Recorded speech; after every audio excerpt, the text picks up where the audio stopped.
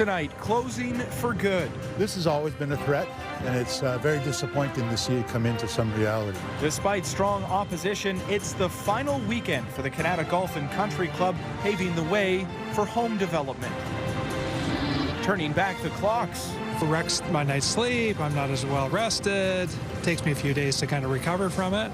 Yeah, so I'd rather avoid it if possible. Daylight saving time set to wrap up as some call for an end to the time change altogether.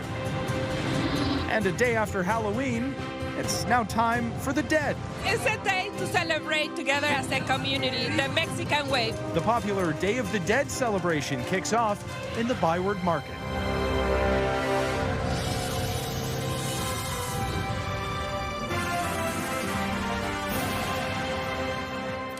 Good evening, and thank you for joining us. It is the end of an era in Kanata. The Kanata Golf Country Club is officially closing for good in a move to pave the way for a new housing development on that property. CTV's Kimberly Johnson joins us in studio after speaking with some of the residents there today. And Kimberly, the closure, it does seem to have caught some people off guard. That's right, Austin. Those squeezing in one last round of golf this weekend say it is an upsetting decision. This is a golf course with a long history, originally opening in 1968. And people who live in the area who could soon be seeing homes built near them instead of that green space are raising concerns. And look at all the places down there that are suffering the same fate. This backyard off the Kanata Golf Country Club's second hole is a relaxing oasis for Judy and Hal Hansen. But the view could soon change. It's hurtful, and you got to be.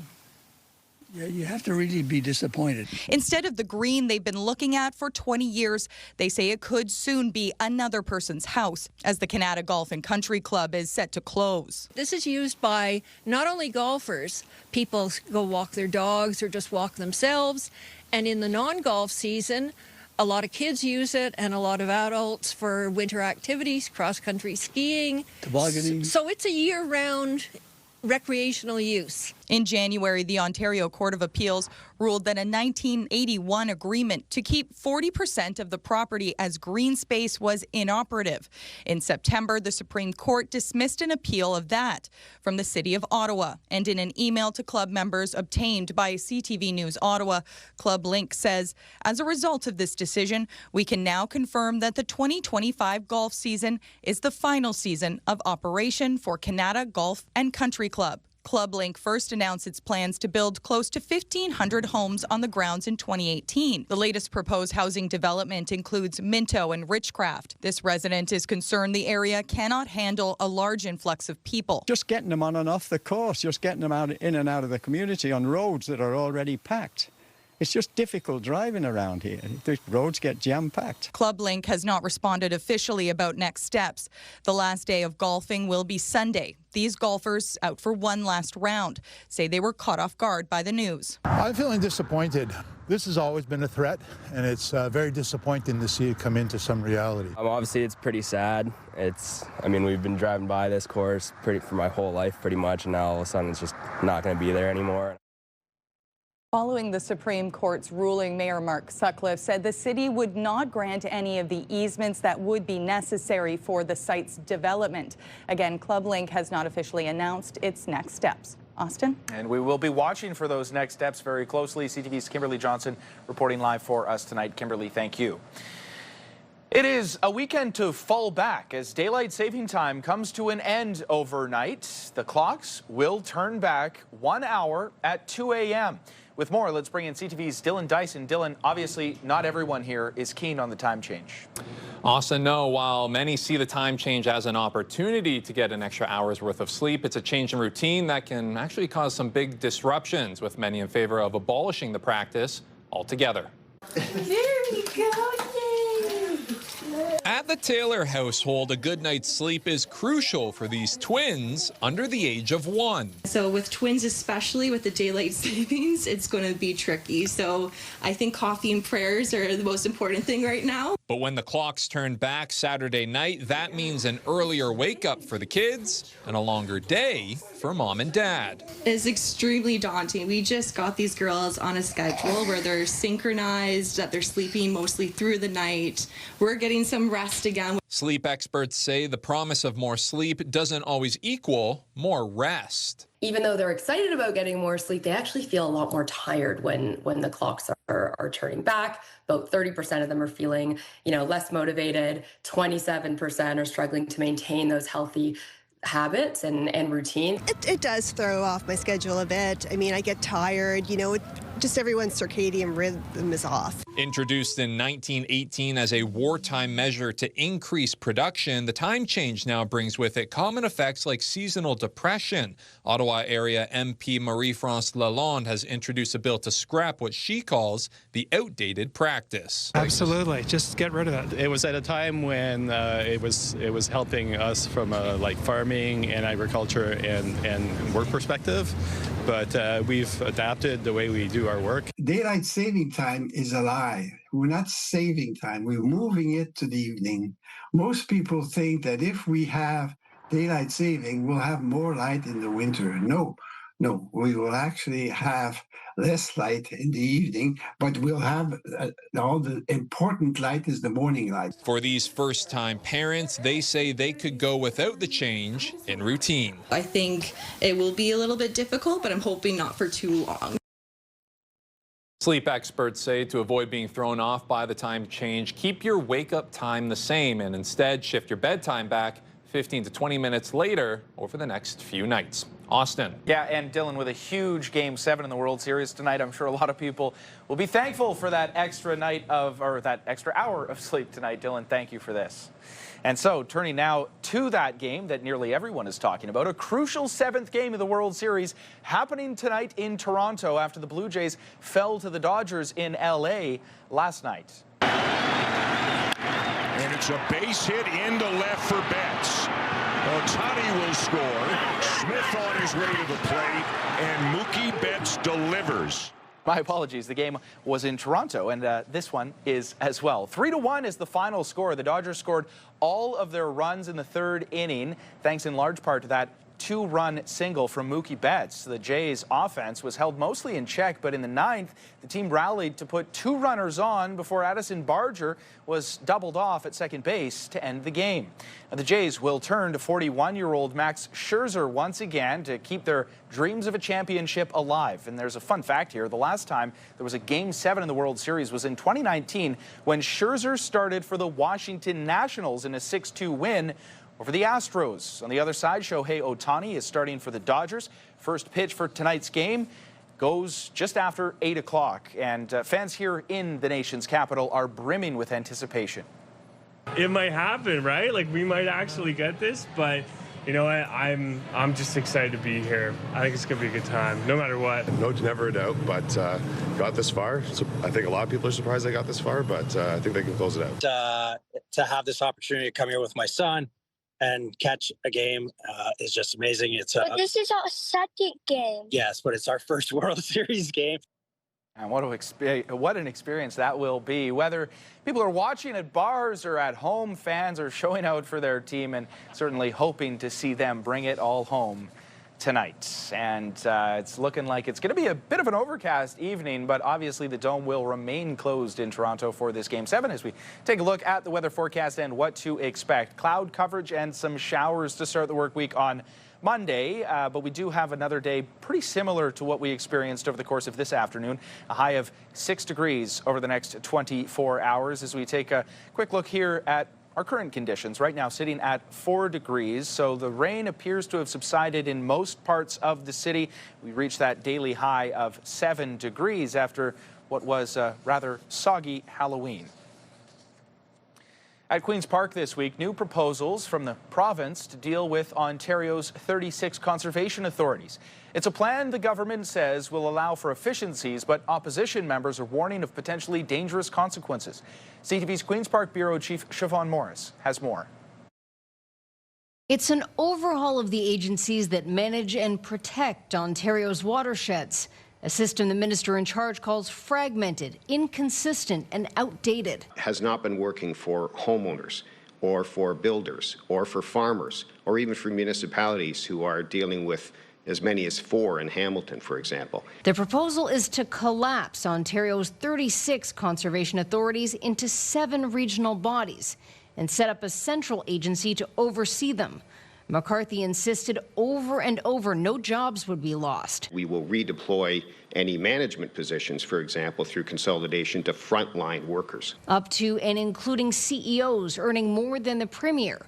The reason for the change. The motivation to build critical infrastructure faster, to build housing faster, to get national projects in the ground faster. That emphasis on building has drawn condemnation from the opposition. It's completely illogical. I feel like failed science class. This is setting aside all the environmental protection that those authorities are supposed to be doing so that someone can make a quick buck. Critics warn it could mean homes that are more susceptible to flooding. It will be very difficult or impossible to get insurance for new buildings that are constructed in a way that infringes on floodplains or floodplain risks. So there is a huge financial risk to this as well as a human safety risk. Minister McCarthy believes there can be balance. It's not a cliche. We need to build the Ontario of tomorrow while protecting the environment.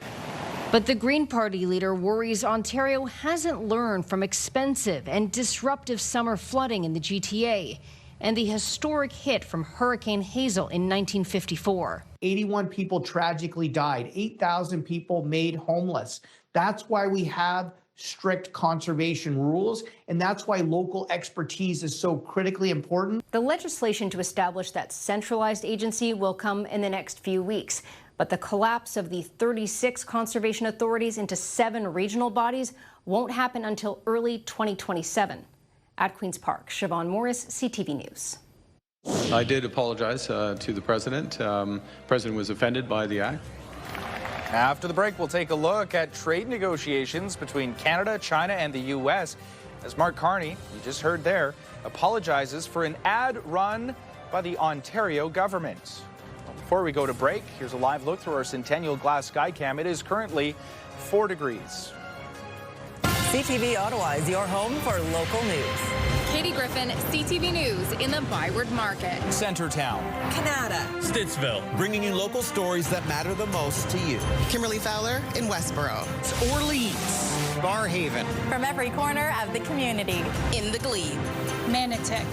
Merrickville. Brockville. From the team you trust, we are CTV News, Ottawa. Live, local, breaking news. CTV News, Ottawa.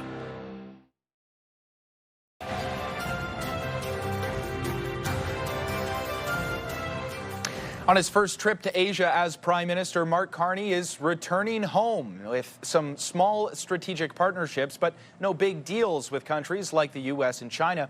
He also gave some new insight into those trade talks today, including that apology to Donald Trump for Ontario's anti-tariff ad. CTV's Judy Trin reports from South Korea. The Prime Minister is turning to Asia to find new trading partners. Over dinner, Mark Carney tried to repair relations with President Donald Trump, who was angered by Ontario's anti-tariff ad. I did apologize to the president. President was offended by the act, or by the ad, rather. And it's not something I would have done. I like him a lot. But you know what they did was wrong. He was very nice. But Trump says he's not returning to the negotiating table, putting more pressure on resetting the relationship with China. Carney says he brought up foreign interference with Canada's second biggest trading partner. And there are issues of challenge, and where we can find common ground, we'll find common ground. I don't think they recognize the level of concerns we have about these issues. There was dialogue on canola, pork, seafood, and electric vehicles, but no deal. With good and very clear political views, and with very strong and solid determination, both sides will find a prepared solution. In 9 days in Asia, Carney has attended 2 economic conferences, ASEAN and APEC. He's visited 3 cities and pitched Canada to 11 global leaders and 4 CEOs of investment funds. Without a deal with the Americans or Chinese, Carney is focused on defending the home front. The next move is the budget. It's the budget for this time. The budget, which will be delivered on Tuesday, is expected to invest billions in major projects, but a record deficit is also expected, and it may not pass. Carney's Liberal government is still in a minority position. Judy Trin, CTV News, Gyeongju, South Korea. A new set of U.S. tariffs are going into effect today. As of this morning, all foreign imports on medium and heavy-duty trucks and truck parts heading south of the border will be tariffed at 25%, with buses facing a 10% levy. The Canadian Urban Transit Research and Innovation Consortium is warning that the new bus tariffs could be costly for cities and regional governments across the country. Those concerns are being echoed by the Federation of Canadian Municipalities, which says the cost for towns and cities to buy new buses will likely jump. And for many Canadians, working in the auto industry is a family affair. But U.S. tariffs have caused major upheaval throughout the sector and spawned fear and uncertainty for thousands of employees. As one family in southwestern Ontario tells CTV's Adrian Gobriel, the tariffs not only threaten their jobs, but their way of life. Here we have my father in a Ford and my grandfather. For more than a century, the auto industry has been part of the Lawton family's story. This here was given to my grandfather. It's the 50-year anniversary coin. It says 1903 right on there. Mm-hmm. Family history. Family history, yep. Kristen and Chad Lawton met working at Ford's Windsor engine plant. Their two sons, Brody and Caden, are the fifth generation of their family to do so. Like so many, their future is now in question. Are you concerned that you could be the last generation of your family to work at Ford? There's always that concern. When my parents had started at Ford Motor Company, there was 6 plants in Windsor, and now there's obviously only 2 plants. They all want to come back to Michigan and build cars again. You know why? Because of our tax and tariff policy. In recent weeks, Stellantis moved assembly of the Jeep Compass from Brampton to Illinois. General Motors halted production of its electric delivery van in Ingersoll, Ontario. The livelihoods of thousands of families hang in the balance. If we don't act now, these pressures will only grow.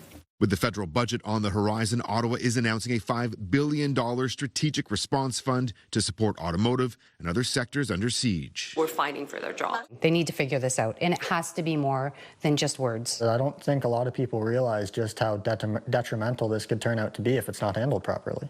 To ensure families can continue to put food on the table, the Lawtons believe a strategic plan for Canada's auto sector is needed. If you want to sell here, you have to build here. We have plants here right now that are sitting idle that 100% need investment. The shareholders are laughing, and the working class are not.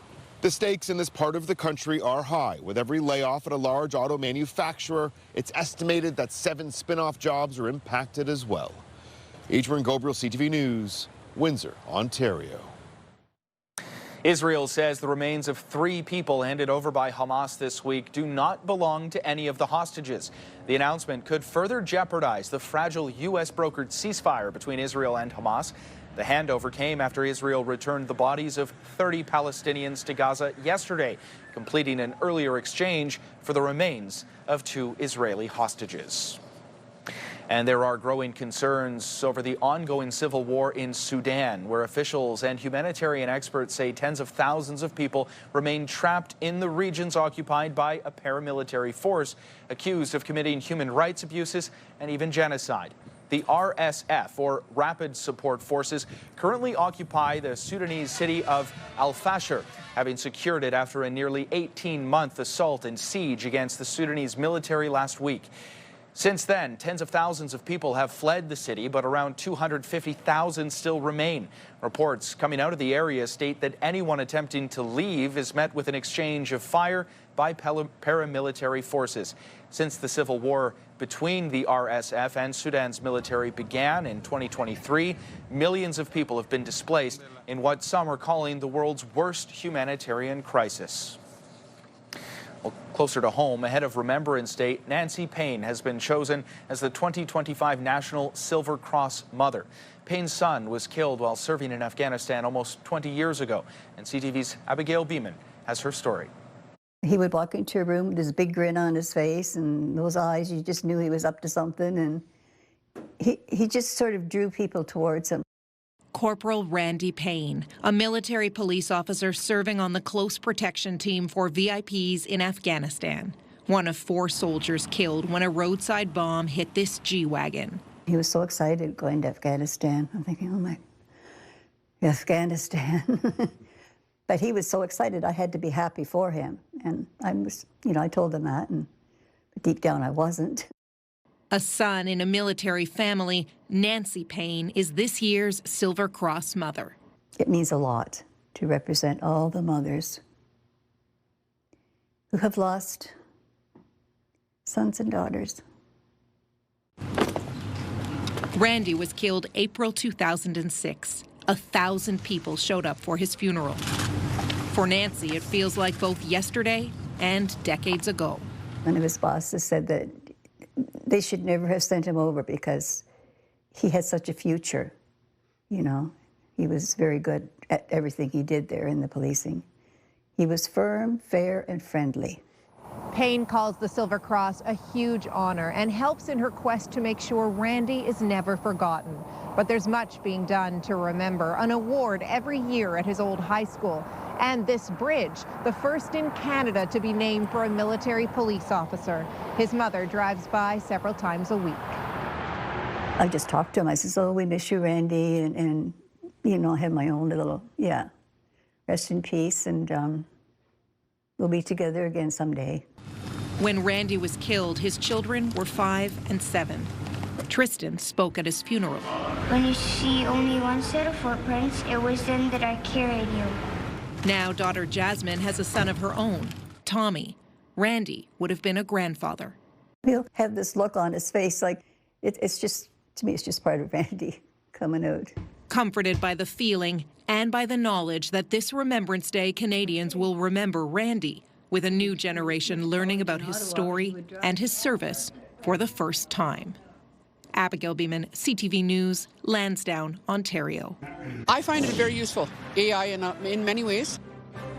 After the break, why more people are turning to artificial intelligence to diagnose their symptoms, but why it's also not always a good idea. Get the latest live local breaking news. Sign up now for our morning and evening CTV News Ottawa newsletter. The best local content from CTV News, Your Morning Ottawa, and News Talk 580 CFRA. Get it all in one place. Sign up now at ctvnewsottawa.ca. The CTV News Ottawa newsletter is brought to you in part by CAA Business.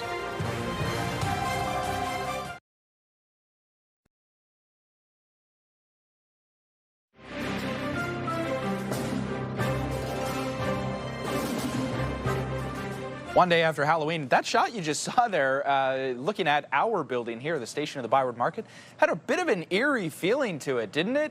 That overcast, the conditions that we've been dealing with, they're going to stick around for a little while. Might be hard to believe, and you can see that on the satellite radar, but it might be hard to believe, actually, last year, it was 17 degrees on November 1st. That's well above the average this time of year. 8 degrees is what we're used to. So, obviously not the case this time around. Right around seasonal in the east coast of Canada, around Charlottetown and Halifax, 9 degrees. Same with St. John's. A little bit of rain in Charlottetown right now. We're sitting at 4 degrees. So again, that is a stark contrast from last year's high of 17 for November 1st. It's 7 degrees right now in Toronto as that city gears up for the biggest baseball game in decades. Game 7 getting underway in about an hour and a half, just over an hour and a half. Beautiful conditions out on the prairies right now. Look at Calgary and Regina. Nothing but sunshine. 15 degrees in Calgary, 13 in Regina, and actually Yellowknife and Whitehorse are warmer than us here in the nation's capital. You don't see that too often. I'm sure they're loving it. Vancouver, some rain there.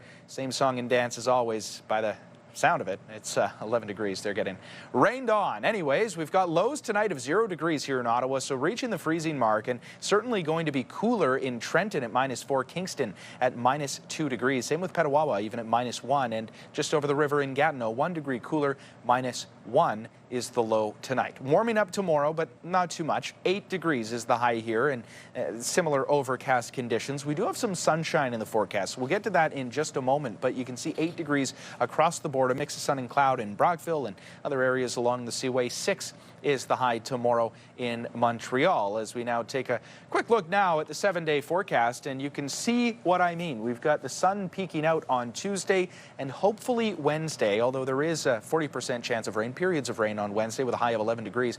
Looking like a chance of snow on Friday. Not what everyone wants to see, but of course it is that time of year, and actually the low, it says 2 degrees, but it's probably going to be closer to about -2, which you can see on Thursday. Well, most people have at one point used Dr. Google in the past to look up symptoms and even self-diagnose. Now with AI, many more Canadians are getting advice before seeing a doctor. But as CTV's John Hendricks shows you, doctors, they say that you should take that advice with a large grain of salt. When Joanne Mason was experiencing symptoms related to her blood pressure, her first consult wasn't with a doctor. It was with ChatGPT. Okay, I have some symptoms, and do they match up that it's, urgent care or to the emergency? Mason is far from alone. Yeah, so ChatGPT is my new doctor. According to a 2024 poll by the Canadian Medical Association, 75% of Canadians have gone online to get information on a health condition or symptom. 69% looking for treatment options for a specific condition. And Doctors Manitoba says this isn't a new phenomena. We have had patients engaged in their care and doing their own research ever since online information became so accessible. What sets ChatGPT and other large language models apart from Dr. Google is the authoritative way it communicates that information to users. But the quality of that information can be suspect. Those search engines and those AI technologies are only as good as the information that they have access to on the internet. There's good information, but there's also misinformation. But even if AI isn't ready to replace the advice of a human doctor, that doesn't mean it can't be a big help. Dr. Nichelle Desolé says physicians in Canada are already using artificial intelligence transcription programs to cut down on their administrative work.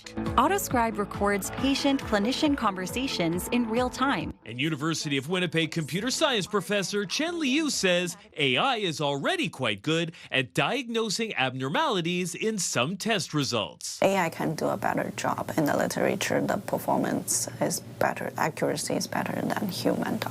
It points to a future where AI will be used more and more in healthcare, a future Joanne Mason is ready for. I find it very useful, AI in many ways. John Hendricks, CTV News, Winnipeg.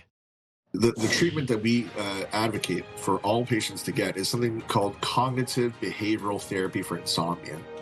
Don't forget, the clocks go back an hour tonight, and for those of you who may have trouble sleeping, you may not have to suffer for long. We explain some treatment options right after the break. iHeartRadio Weekenders is powered by Barhaven Ford, Ottawa's newest and largest Ford store, and Eastern Ontario's Ford EV leader. It is now time for us to check in with our iHeartRadio Weekender, Tanea Taylor. Tanea. Calling all pet owners and pet lovers, the Ottawa Pet Expo happens all weekend at the EY Centre. This is everything you need for your pets, including a canine fun zone, pet grooming demos, and even a reptile expo. Tickets start at just $16 for adults, $10 for youth, and kids 6 and under get in for free. If you do plan to bring your dog or another pet along, make sure you fill out the online pet waiver prior to arriving. Next today is the Orleans Comic Book and Novelty Show. Check out all the vendors offering some super cool stuff like comics, toys, crafts, and lots more. This is happening at Plast Orleans inside of Entertainment Inc. tomorrow only, and admission is free. As usual, lots more happening around Ottawa this weekend. The full list and all the details are at ctvottawa.ca/weekenders.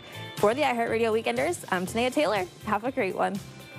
iHeartRadio Weekenders is powered by Barhaven Ford, Ottawa's newest and largest Ford store, and Eastern Ontario's Ford EV leader.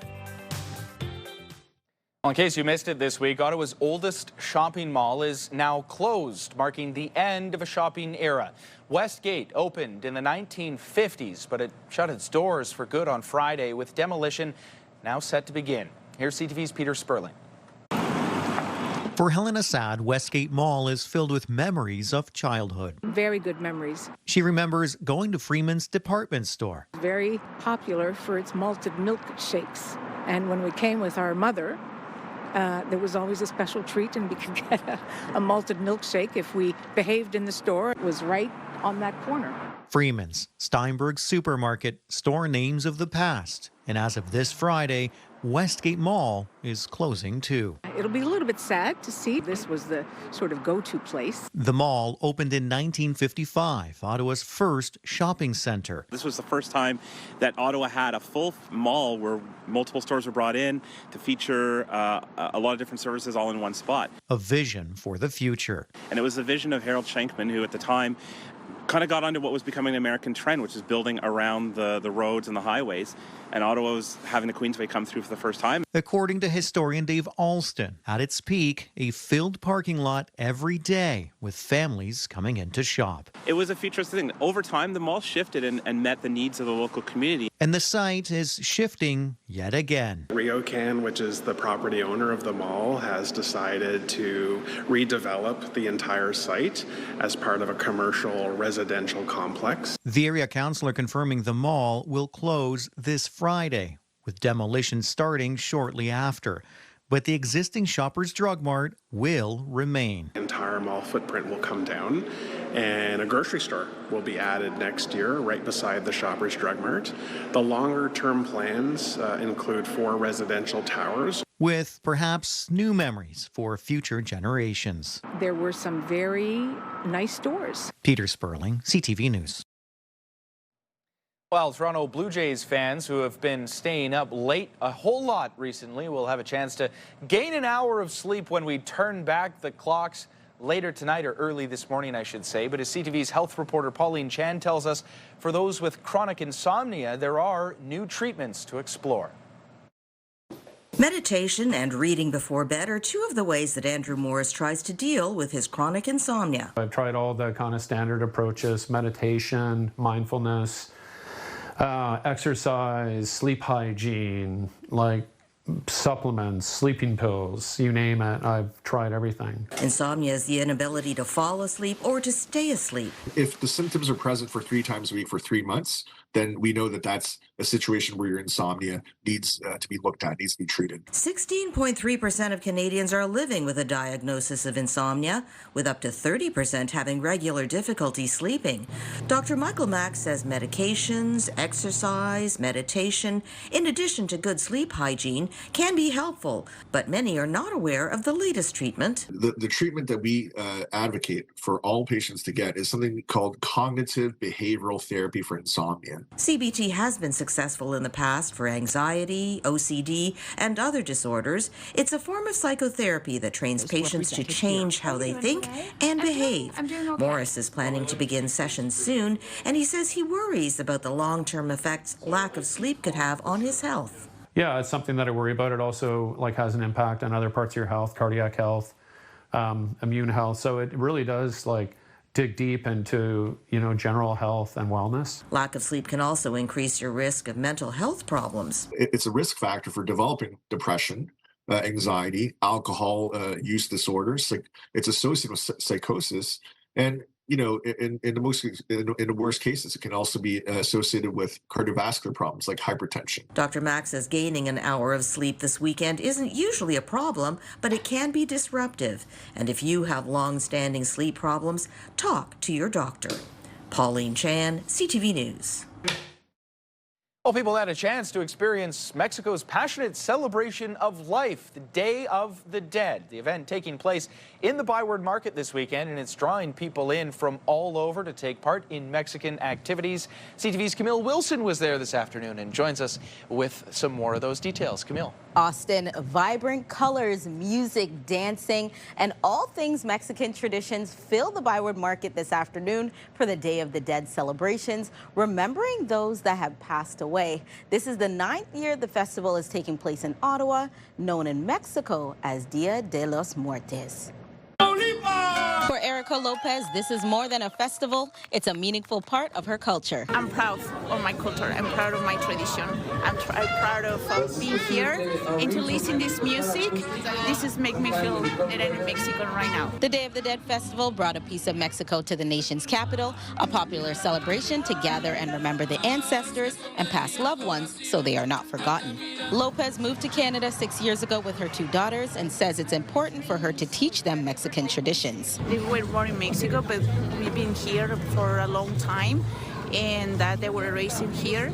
So for me, it's to show them what part of Mexico it is, the tradition, the culture, and especially this event, this day, it is important for us. Music, dance, traditional food, vibrant colors, face painting, vendor displays, and art installations fill the streets. I made my grandmother and my grandfather. It's the main roots that support my being, you know, like they mean a lot for me, and I made it in memory of my grandparents. The day isn't meant to mourn and be sad. Instead, it's a time to honor and remember all the things they loved. It's a day to celebrate together as a community, the Mexican way. There's a lot of tourists coming here, and we are the biggest Day of the Dead celebration in Canada. So we are a 3-day celebration.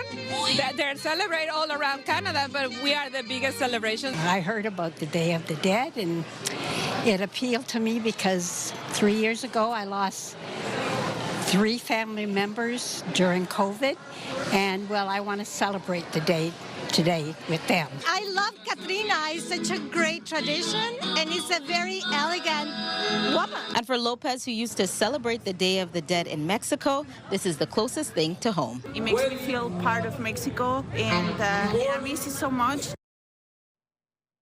Part of the Day of the Dead decor includes skulls and skeletons made with happy faces to represent the joy of this occasion. The event runs until 8:30 tonight with more partying in the streets, and then again tomorrow from 12 to 6 p.m. Austin. And I certainly recommend, if anyone has not gotten out there, to make sure you do. It is Absolutely. a great experience. Camille, thank you very much for this. Makes his way in slowly, splits the lines in. The Sens are back on the road tonight. They're facing the Montreal Canadiens. We'll share the details and tee up the game after the break.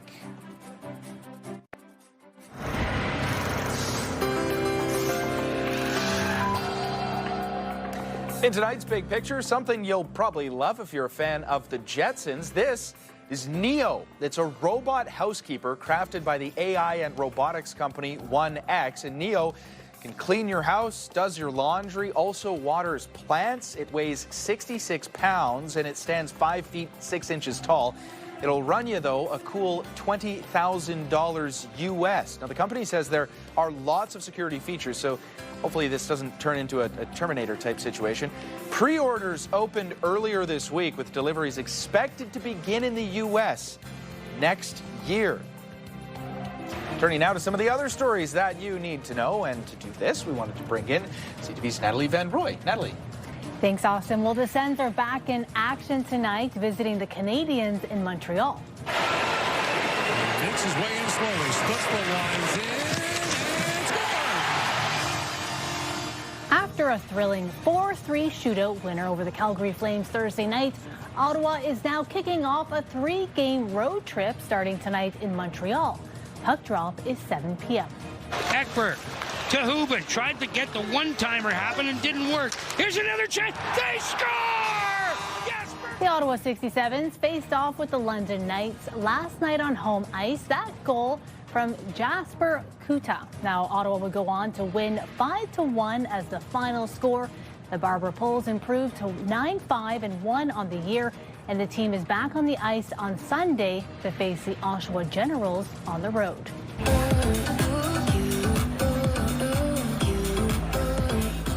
Well, that looks like fun. The Ottawa Wedding Show is on this weekend at the EY Centre. The event features inspiration for brides-to-be, everything from tasting, vendors, to decor and fashion. And you can also meet the experts who can help plan your special day. The show is back tomorrow from 11 a.m. to 4 p.m. I'm always prepared to stand up for the right thing. Well, all eyes will be on Ottawa next week as the federal government is set to release the long-anticipated budget on Tuesday. The Prime Minister signaling that he is prepared to fight an election over the federal budget. The Liberals are 3 seats shy of a majority government and will need votes from another party to pass it. This is Carney's first budget as Prime Minister and will be the first test of his government as a confidence vote. And CTV News will have special coverage of Budget 2025, hosted by Chief Anchor and Senior Editor Omar Sashadina and Chief Political Correspondent Vashi Capellos. Coverage starts on Tuesday at 4 p.m. on CTV News Channel and ctvnews.ca. And we will also have local coverage during the 5 o'clock and 6 o'clock newscasts and online at ctvnewsottawa.ca. Austin. Yeah, looking forward to that budget. I know a lot of people obviously have been waiting for some time. I will be in the budget lockup, so working to try to sift through what all of this means for us locally. A lot of important information in there. Of course, and obviously such a crucial time as well with the trade situation between Canada and the United States. So again, we will have all of that coverage both online and locally on our newscasts. It's like a once-in-a-lifetime chance sometimes, so. And like, they've been on fire this season. It's been their best season for a long time. After the break, we'll introduce you to this young Blue Jays fan. He's also an aspiring rapper, and he's amping up the Jays. But before we go to break, there's a live look through our Centennial Glass Skycam. A beautiful shot of downtown Ottawa. It is currently 4 degrees. Hairstyles, courtesy of Salon Fiorella. Here's a recap of the top local stories we're following right now. Totally unfair. Cruel. Closing for good despite strong opposition. It's the final weekend for the Kanata Golf Country Club, paving the way for future homes. Every year it does throw me off, and I think it's something that, in 2025, I'm not sure if we really need that anymore. We're turning back the clocks. Daylight saving time set to come to an end early tomorrow morning as some call for an end to the time change altogether. This is make me feel that I'm in Mexico right now. And a celebration for those who have passed. The popular Day of the Dead celebrations kick off in the ByWard Market. It is time now to see what our news team is working on for tonight. CTV's Natalie Van Roy is here anchoring the Late Show tonight. Natalie. Thanks, Austin. Well, the stakes are so high for this do-or-die game as the Toronto Blue Jays take on the Los Angeles Dodgers for Game 7 at the Rogers Centre. CTV's Josh Morano will be at a watch party tonight in Ottawa where you can certainly feel the tension in the air for fans who are ready for the Game 7 showdown. The World Series is currently tied 3-3 after the Dodgers came out on top last night at 3-1. Get the news anytime, anywhere at ctvnewsottawa.ca and join me tonight for CTV News at 11:30. And looking forward to that game. Obviously, pretty much everyone in Canada is. Certainly, this next character that we're going to introduce you to, an 11-year-old up-and-coming rapper from Brant County known as Flickety Split, which I love the name, by the way. What a creative name. He's making waves with a tribute to the Toronto Blue Jays, and CTV's Ashley Bacon met him the other day. The Toronto Blue Jays have been inspiring. We're the one, the only Canadian team. It's like a once-in-a-lifetime chance sometimes, so. And like, they've been on fire this season. It's been their best season for a long time. So that's kind of what inspired me. 11-year-old Felix Muntz, also known as Flickety Split, penning a new anthem dedicated to the Jays' historic postseason performance.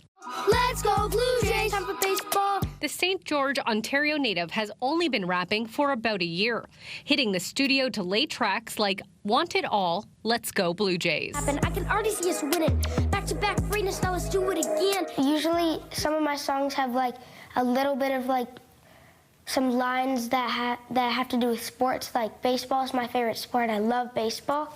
He knows all the stats, and so for him to follow every play of the World Series as it's gone through and put those lyrics thoughtfully into his song has been like really incredible. Felix says his lyrics reflect how the Jays have been playing. In my song I put, like, unlike you, we have a good bullpen so pitchers can switch, because the Dodgers don't have a very good bullpen. And then I said, it's another winning year. This time it's not Joe Carter, because the last time they won, Joe Carter hit the walk-off home run. The young rapper gaining confidence while having a positive artistic outlet, according to his mom, Becky. I mean, ultimately our goal is just to nourish the talents that our kids have. And so to see him getting the feedback that he is looking for and the validation that he really has a talent is just, everything we could hope for. For Felix, he's just hoping the players get to hear it. I think it's going to pump them up. Like they played it at my school assembly and everybody was like cheering super loud. So I think it's getting them all ready for tonight. As for what's next for Flickety Split, well, he's hoping to get back into the studio and lay down some tracks soon. Ashley Bacon, CTV News, St. George. Love Flickety Split. And look at that custom hat. Yeah, no kidding. And if they win, you can give him a ring, because there's no way that they're not at least getting some momentum from that. They have to. Yeah, exactly. We're going to put it out there. You're winning tonight. Yeah, the Blue Jays got to sign him. Get him to sing the anthem or something. Long live Flickety Split. Good night, everybody.